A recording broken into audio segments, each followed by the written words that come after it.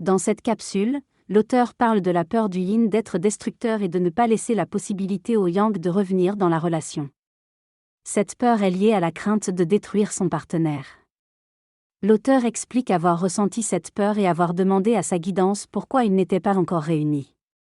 On lui a expliqué que le yin avait peur de détruire le yang car celui-ci avait construit des protections et des croyances dont il était attaché.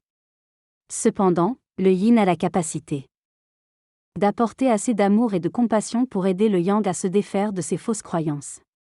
Cette peur peut également venir du fait que le yin a peur d'être trop intense dans son amour pour le yang. Finalement, l'auteur décrit le yin comme une force émotionnelle canalisée, capable d'aimer et d'être précis dans sa démarche. Le yin a peur de se mettre entre son yang et ses relations sociales, familiales ou professionnelles. Il veut éviter les conflits, mais surtout ne pas être responsable de la séparation ou de la tristesse de son yang.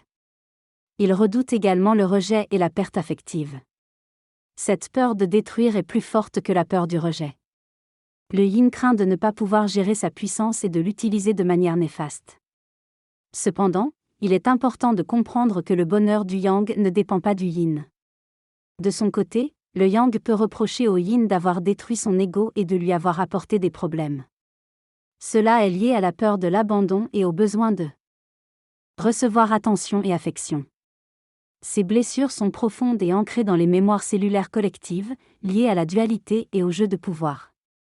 Tout le monde porte ses peurs, pas seulement les âmes jumelles. Ces croyances limitantes peuvent également se retrouver dans les relations de couple. Cette personne exprime son empathie envers la peur de perdre du pouvoir personnel. Elle ressent cette peur profondément et comprend l'importance de cette peur dans la vie.